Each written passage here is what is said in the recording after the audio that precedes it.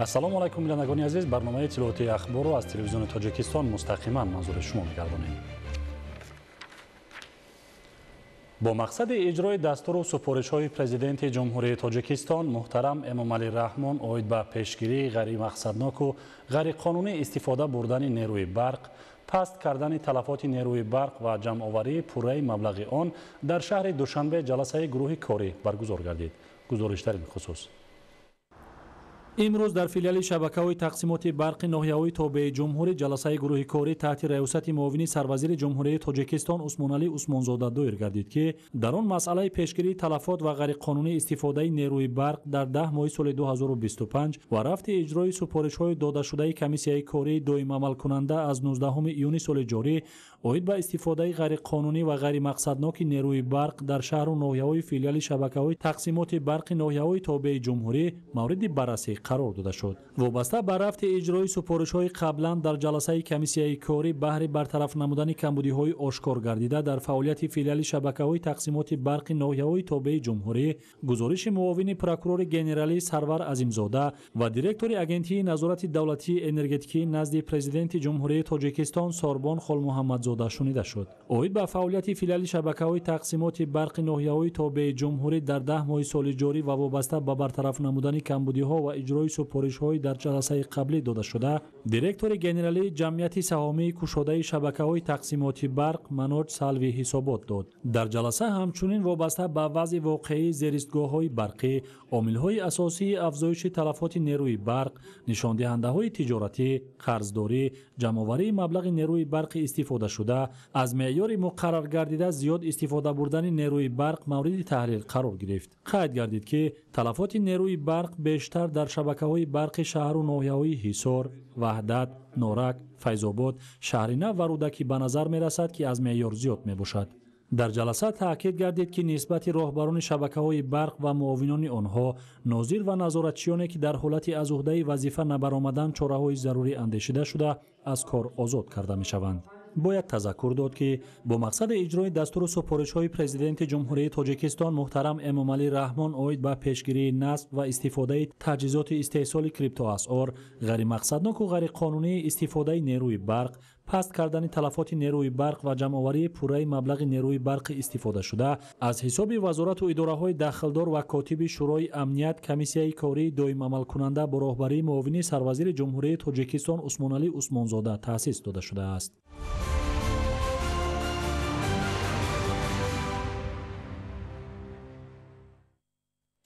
ҳукумати ҷумҳурии тоҷикистон бо мақсади пешгирӣ аз талафоти нерӯи барқ ва истифодаи самараноки он як қатор тадбирҳои муҳимро амалӣ намуда истодааст.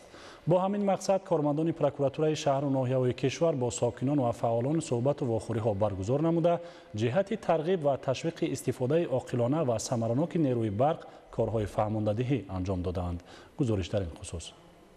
бо мақсади иҷрои дастуру ҳидоятҳои асосгузори сулҳу ваҳдати миллӣ пешвои миллат, президенти ҷумҳурии тоҷикистон муҳтарам Эмомалӣ Раҳмон ва прокуратураи генералии ҷумҳурии тоҷикистон оид ба пешгирии насб ва истифодаи таҷҳизоти истеҳсоли криптоасъор, ғайримақсадноку ғайриқонунӣ истифода бурдани нерӯи барқ, коҳиш додани талафоти қувваи барқ ва ҷамъоварии пурраи маблағи нерӯи барқи истифодашуда аз ҷониби мақомоти прокуратураи шаҳри Истаравшан дар 10 ҷамоати деҳот, 22 кумитаи маҳалла, корхонаҳову ташкилот ва муассисаҳои иқтисодиву иҷтимоӣ мунтазам корҳои фаҳмондадиҳӣ ва тарғибу ташвиқи сарфаи нерӯи барқ доир карда мешавад. ин навбат гурӯҳи кории мақомоти прокуратураи шаҳри Истаравшан ҳамроҳ бо масъулини раёсати агентии назорати давлатии энергетикии назди президенти ҷумҳурии тоҷикистон дар минтақаи Истаравшан корҳои фаҳмондадиҳӣ ва тарғиботиро дар ҳудуди ҷамоати деҳоти Сабристон, беморхонаи марказии шаҳри Истаравшан ва шабакаҳои тақсимоти барқ амалӣ карда бобати ба исрофкорӣ роҳ надодан, пардохти ҳатмии ҳармоҳаи маблағи барқи истифода шуда, аз берун дахолат накардан ба таҷҳизоти ҳисоби барқӣ ва дигар кирдорҳое, ки тибқи кодекси ҳуқуқвайронкунии маъмурӣ ва ҷиноятии ҷумҳурии тоҷикистон ҷазоро пешбинӣ менамояд, суҳбату вохӯриҳои судманд доир намуданд. прокуратураи шаҳр якҷоя бо дигар мақомотҳои шаҳри Истаравшан пас аз ворид шудани тағйироту иловаҳо ба кодекси маъмурии ҳуқуқвайронкунии ҷумҳурии тоҷикистон, кодекси ҷиноятии ҷумҳурии тоҷикистон ба ҳар як оилаи дар шаҳри Истаравшан истиқоматкунанда махсус дастхатҳо дастрас набуда. дар ин самт пас аз 9 моҳи соли 2025 нисбатан қонунвайронкуниҳо кам ошкор карда шудааст مردم حالت قانون ویرانکنی را درک کرده ایستادند. کارمندان مقامات پروکراتورای شهر سرافشان نزد اشتراکداران از آشکار شدن حالتهای استفاده غیرقانونی قوه برق برای براه ماندن استفاده ماینینگ فرماها، اضافه نویسی و دخالت به تجهیزات حسابکنک معلومات مشخص پیشنهاد کردند. از جمله قید گردید که مسئولین پروکراتورای شهر سرافشان در همبستگی با کارمندان ریاست اگنتی نظارت دولتی انرژتیکی نزد پرزیدنت جمهوری تاجیکستان در منطقه استرافشان یکچند حالتهای غیر مقصدناک و غیرقانونی استفاده بردن قوه برق را آشکار نموده نسبت 120 نفر پروتکل‌های حقوق ویرانکنی مأموری ترتیب دادند. علاوه بر این در زیر ایستگاه‌های برقی شدتشان گوناگون وصل و نصب حسابکنک‌های برقی اینتלեկتوالی ادامه داشته همزمان 489 عدد دستگاه‌های جبران کننده توانایی ریاکتیوی نصب گردیدند. گروه کاری مقامات پروکراتورای شهر به شرکت کنندگان همایش‌ها از جمله تاکید نمودند که در چنین صورت هر یک شهروند مملکت را ضرور است تا جهت تطبیق یکی از هدف‌های استراتژی جمهوری تاجیکستان رسیدن به استقلالیت انرژتیکی جهد و تلاش ورزیده در آبادانی دیار و پیشرفت تاجیکستان عزیز سهمی باسزا گذارند. ضمن چاره‌بینی‌های فهماندهی به کارمندان تقسیمات شبکه‌های برق و مشتریان ساکنان شهر نورک جهت رعایت طلبات حتمی قانون‌های عملکننده از جمله عاید به پیشگیری حالت‌های قانونشکنی، استفاده غیرقانونی نیروی برق و پرداخت سریع مبلغ استفاده آن معلومات مفصل پیشنهاد نمودند. ضمن راه‌اندازی چاره‌بینی‌ها کارمندان پروکراتورای شهر نورک در یکجایگی با متخصصان ریاست اگنتی نظارت دولتی انرژتیکی در ولایت ختلان با کارمندان تشکیلات و مؤسسه‌ها و ساکنان شهر نورآفران نورک توصیه‌ها و معلومات‌های سودمند درباره درست و صرفه‌کارانه استفاده نمودن نیروی برق و رعایت به خطری تجهیزات برقی پیشنهاد گردید.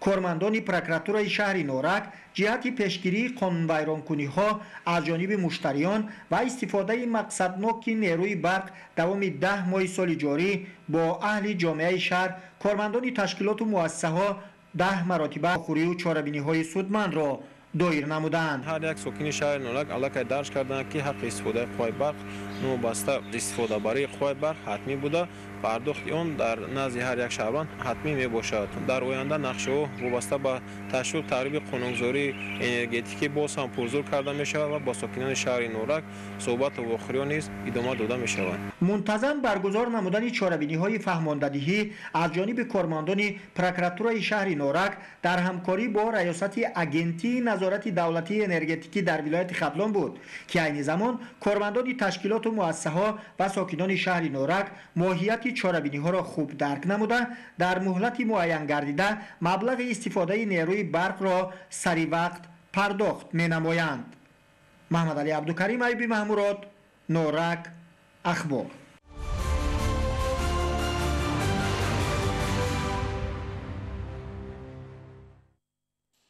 در شهر دوشنبه نمایشگاه بین المللی اونیورسالی تاجیکستان 2025 افتتاح گردید. در نمایشگاه نمایندگان بیش از 60 شرکت‌های داخل و خارج کشور محصولات‌های خود را معرفی نمودند. تفصیلات بیشتر در گزارش جهانگیر سفرعلی‌زاده. در مرکز بین المللی نمایشگاه شهر دوشنبه نمایشگاه بین المللی اونیورسالی تاجیکستان 2025 با اشتراک نمایندگان ده‌ها شرکت و کارخانه‌های وطنی و خارجی آغاز گردید. در مراسم افتتاح آن نمایندگان وزارت و اداره‌ها، نمایندگان کورپوس دیپلماتی و هیئت‌های صاحبکاران کشورهای گوناگون شرکت نمودند. مسئولین هدف و برگزاری تدبیر مذکور و معرفی امکانات اقتصادی و استحصالی و سرمایه‌گذاری کشور، گسترش همکاری‌های بین المللی و جلب شریکان نو در ساحه‌های مختلف معنی داد کردند. گفته شد که به وسیله برگزاری چنین همایش‌های سطح بلند میتوان برای وسعت همکاری‌ها در سمت رشد اقتصادیات دولت‌ها زمینه گذاشت. نمایشگاه مذکور با دستگیری حکومت کشور برگزار گردید. در آن شرکت‌ها از بخش‌های صنعت، کشاورزی، انرژتیک، ساختمان، نقلیات، معارف، تندرستی و سیاحی محصولات و دستاوردهای خود را به نمایش گذاشتند. نمایشگاه مذکور یعنی که پلتفرم می‌شود که صاحبکاران همکاری‌ها را رشد می‌دهند در برابر کشوران خارجی. در قطار صاحبکاران وطنی با برند میید این تاجیکستان یعنی که اشتراک دارند. در 9 ماه سال جاری صاحبکاران وطنی در 16 نمایشگاه خارجی یعنی که اشتراک نمودن و مال و محصولات خود رو تحت یعنی که برند میید این تاجیکستان معرفی نمودند. محمد سالاری نماینده شرکت حسام صنعت شرق در استحصالات پایه‌های روشنایی شهری هستیم. در ابتدا من تشکر می‌کنم از دو دولت جمهوری اسلامی ایران و دولت محترم تاجیکستان که مقصدشون همکاری‌های بیشتر، ارتباط بیشتر دو ملت که با تاریخ هماهنگ و مشابه با قلب‌های همراه هم بتونن حوزه‌های اقتصادی، تجاری کشورهای خودشون رو ارتقا بدن با کمک همدیگه. تذکر داده شد که برگزاری چنین چورابینی‌ها برای توسعه رابطه‌های اقتصادی و تجارتی میان صاحبکاران وطنی و خارجی مساعدت نموده شرایط مفید برای جلب سرمایه خارجی به اقتصادیات ملی فراهم می‌آورد. مهمانان داخلی و خارجی با توجه زیاد از محصولات استحصال کنندگان تاجیک خصوصا محصولات صنعت سبو، غذایی، نساجی و دستاوردهای علمی و تکنیکی دیدن نمودند. Сегодняшний форум дал нам очень много. Мы сегодня познакомились с многими предпринимателями Таджикистана. Спасибо организаторам. ما زنان صاحبکار کشور امروز فخر میکنیم که پرزیدنت جمهوری تاجیکستان پیشوای ملت محترم علی رحمان ما را دائما دستگیری میکند و ما زنان صاحبکار از این فخر میکنیم. چنین نمایشگاه ها برای صاحبکاران ما اقدام خوبی است که ما میتوانیم با صاحبکاران کشورهای دیگر همکاری نماییم و محصولات وطنی تاجیکستان را با صفت خوبتر و بیشتر برای آنها پیشنهاد کنیم. نمایشگاه بین المللی یونیورسالی تاجیکستان 2025 نه تنها امکان معرفی امکانیت‌های اقتصادی کشور بلکه پلتفرم‌های مهم همکاری‌های منطقوی و بین المللی به شمار می‌رود که بر رشد ساحه‌های گوناگون اقتصاد و تحکیم نفوذ تاجیکستان در عرصه جهانی مساعدت خواهد کرد. تصمیم گرفتیم که با مردم تاجیکستان یک پلتفرم نو اوید با اقتصادیات رقمی معرفی کنیم. یک پلتفرمی است که نامش سومونیون میباشد. همین لایحه را یکمین بار با همه مردم تاجیکستان معرفی کرده ایستاده. این لایحه برای صاحبکاران و تمام مردم تاجیکستان نگرانده شده است که از آن استفاده کرده آنها میتوانند مبادله محصولات، مبادله خدمترسانی خود را آسان و قلای در همین پلتفرم اجرا دهند. در دوره برگزاری نمایشگاه مذکور جهت تقویت روابط اقتصادی و تجارتی صاحبکاران بیزنس فروم دایره صاحبکاران وطنی و خارجی کشور برگزار می‌گردند که امکانیت می‌دهند شرکت‌ها با همکاران احتمالی رابطه برقرار سازند.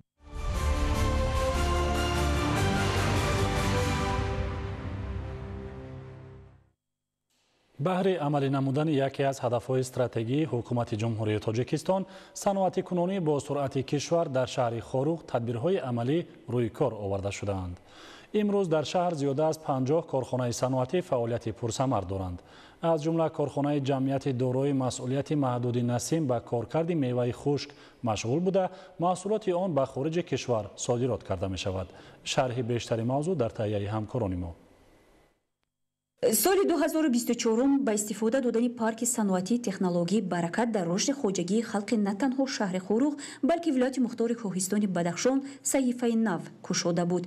در اینجا 6 کارگاه‌های خرد و میانه به فعالیت شروع نمودند. یکی از آنها جمعیت دارای مسئولیت محدود نسیم میباشد که به صاحبکار نبات داد خدای و منسوب بوده به استحصال شیرینواره از توت و دیگر میوه‌ها مشغول است. این کارگاه به استفاده جزئیات کیمیایی استحصال شکلات را از میوه توت و دیگر آمیخته‌های طبیعی براق می‌ماند. خوشبختانه محصولات ما الکی در بازارهای تاجیکستان و ازبکستان و روسیه شناخته شده است و هم مقبول خریداران هست و امسال ما با مقصد آن که بیشتر به خریدار نزدیک شویم یک دو نمود نوی باتونچکار میوگی را استحصال کردنیم.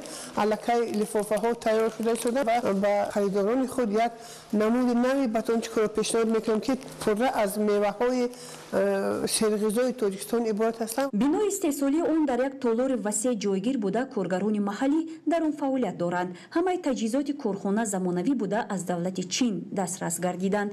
کارگران پیش از به فعالیت شروع نمودن اصول استفاده تکنیک معاصر را از خود نمودند. از گفت متخصصان کارخانه قادر است در یک سال تا 20 تن میوه خشک کارکرد نماید. بیشتر از این محصولات به صادرات نگرانده شده در حدود آسیای مرکزی طلبگاران زیاد دارد. بیرون از حدود این منطقه هم محصولات کارخانه به سودا می رود. از این رو رهبریت کارخانه تلاش دارد که نه تنها محصولات خوشصفت استحصال نماید، بلکه مرحله به مرحله نمودهای محصولات خود را افزون گرداند. مهیره طاهر، مبارکشای رستم، شهر خوروغ، اخبار.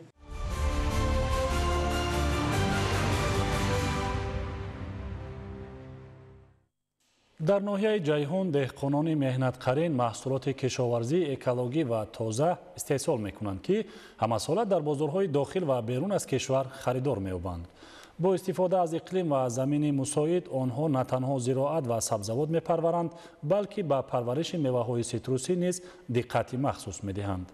میدان گرمخانه‌ها هر سال وسیع شده، حجم استحصال افزایش می‌یابد. گزارش نوبتی در این خصوص.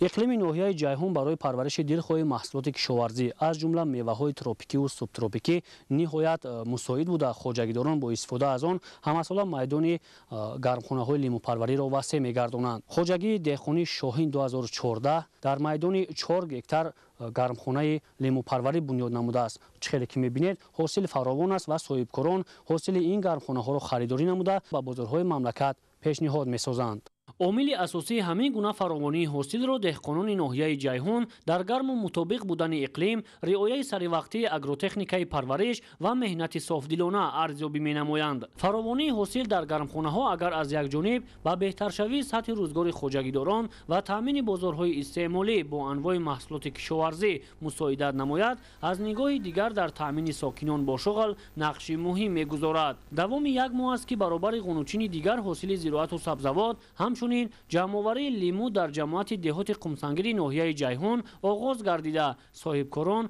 محصول مهنت کشاورزان را با نرخ دسترس خریداری و پیشکش اهالی گردانیده ایستادند. دوره جمع‌آوری حاصل میوه سیتروسی در ناحیه جیهون با مردم جریان داشته. الکی از هر یک گکتار گرمخانه‌های لیمو پروری 500 تا 550 سنتنری حاصل جمع‌آوری نموده ایستادند که یک گکتارش 50 تا 55 تن حاصل می‌دهد. میوه سیتروسی ما رو هم با بازارهای داخلی کشور هم و خارج صادرات میکنند. چنین در برابر تامین بازارهای داخلی صاحبکارانی هستند که از گرمخانه‌ها حاصل لیمو رو جمع‌آوری نموده به سردخانه‌ها ذخیره میکنند برای آینده، برای هم صادرات، برای هم استعمال خود مردم. طور خریداران ذکر نمودند لیموی ناحیه جیهون از جهت طعم و صفت نسبت به دیگر وادی‌ها برتری داشته در بازارهای داخل و خارج موقع خاصه را صاحب گشته است. در همین شب و روز گرمخانه‌های لیمو پروری جماعت دهات ناحیه غرق حاصل بوده. جمع‌آوری حاصل آن با سرعت ادامه دارد. گفتم به مورد است که دهقانان ناحیه جیهون در سمت پرورش لیمو تجربه غنی دارند و با استفاده از این در میدان 270 گکتار زمین گرمخانه لیمو پروری بنیاد نمودند که نهادانی در 230 گکتار پرورش شونده حاصل ده گردیده باقی مانده در حال نشو و نما قرار دارند. شاهزاده سمندر موسی نور محمد، ناحیه جیهون، اخبار.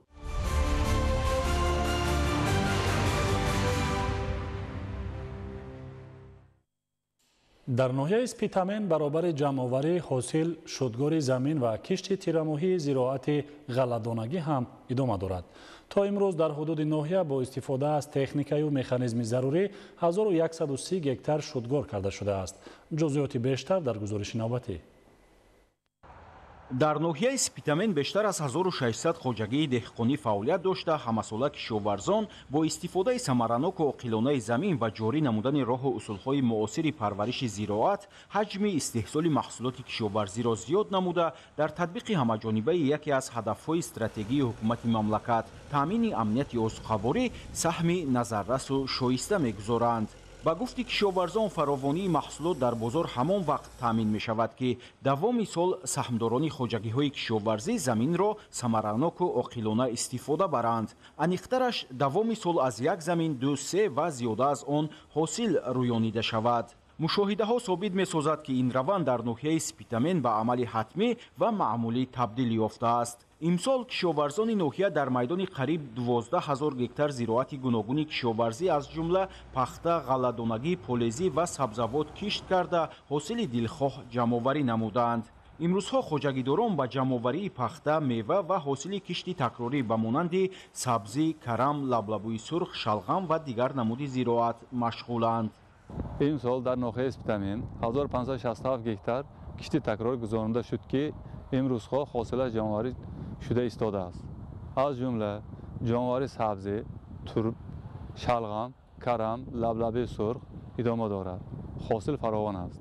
дар вилояти сух кишоварзони ноҳияи спитамен аввалин шуда нақшаи чиниши пахтаро дар соли равон иҷро намуданд. дар ноҳия то 13 ноябр бо ҷамъоварии 14546 тонна ҳосил нақшаи истеҳсолӣ 101.8% таъмин гардид.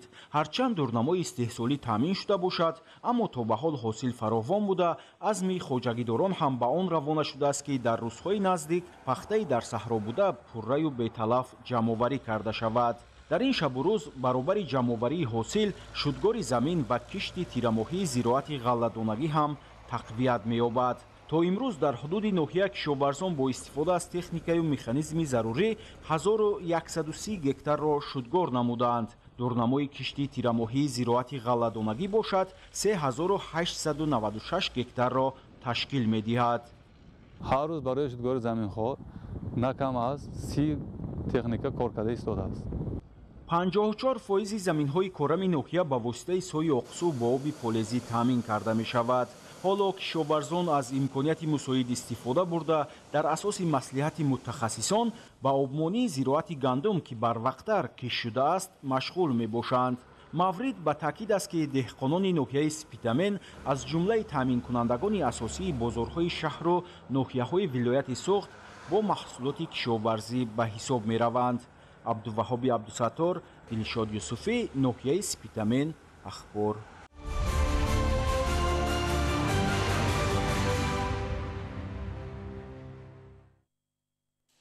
дар ноҳияи Рашт ҷиҳати бо муваффақият гузарондани мавсими зимистон корҳои омодагӣ ба анҷом расидаанд. ҳоло ҳамаи муассисаҳои соҳаи маориф бо шароити зарурӣ таъмин буда барои фаъолияти мунтазам дар рӯзҳои сармо омода мебошанд. ҳамкорони мо гузориш медиҳанд. дар ноҳияи Рашт 116 муассисаҳои таҳсилоти умумӣ то мактабӣ ва мактаби-интернати ҷумҳуриявӣ фаъолият дошта, дар онҳо зиёда аз 32 000 нафар хонанда таҳсил доранд. аз рӯи нақшаи ситоди ноҳиявӣ маблағи сӯзишворӣ барои муассисаҳои соҳаи маориф вобаста ба шумораи синфхонаву кабинетҳои фаннӣ ва дигар зербиноҳои амалкунанда зиёда аз 1704 тонна ангишт ва дигар намуди сӯзишворӣ пешбинӣ шудааст. ин аст ки ҷиҳати саривақт омода намудани муассисаҳои таълимӣ ба давраи зимистон аз буҷети маҳаллӣ мақомоти иҷроияи ҳокимияти давлатии ноҳияи Рашт маблағи зарурӣ ҷудо карда шудааст то ангишт ва дигар намуди сӯзишворӣ дар назди амборҳо ба қадри кофӣ захира карда шаванд. солҳои охир бо бунёди биноҳои замонавӣ дар назди 61 муассисаҳои таълимӣ ва томактабӣ дehqonaҳои буғӣ бунёд карда шудааст ки иншооти таълимӣ асосан тариқи ангишт фаъолият мекунанд. дар ин радиф бо дастгирии соҳибкорони маҳаллӣ дар як қисми муассисаҳои таълимӣ панелҳои офтобӣ насб карда шудааст ки онҳо аз 12 то 16 киловаттсоат нерӯи барқ медиҳанд то синфхонаҳои компютерӣ, кабинетҳои фаннӣ ва шабакаҳои гармдиҳӣ аз он истифода баранд ва ин омил то андозае боиси сарфаи нерӯи барқ мегардад. барои давраи зимистонгузаронии муассисаҳои таълимии боқимонда беш аз 1027 печи аловӣ насб карда шудааст ки онҳо дар мавсими сармо асосан бо ангишт фаъолият мекунанд. ангишт асосан аз кони камароби ноҳия барои давраи зимистони муассисаҳои соҳаи маориф дастрас карда мешаванд ки техникаҳои корхона сӯзишвориро дар муддати пешбинишуда таъмин намоянд. ҳамин тариқ дар назди дигар муассисаҳои таълимии ноҳияи Рашт ба қадри кофӣ ангишт захира шудааст то дар мавсими зимистон ягон мушкилӣ эҷод нашавад. идигули маҳмуд, додарҷони мирзозода барои барномаи ахбор аз ноҳияи Рашт.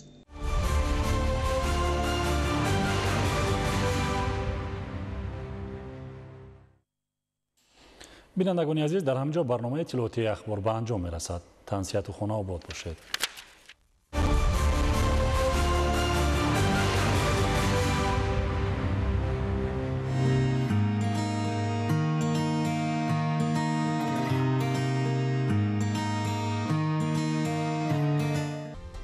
карти виза голд ё виза классикро аз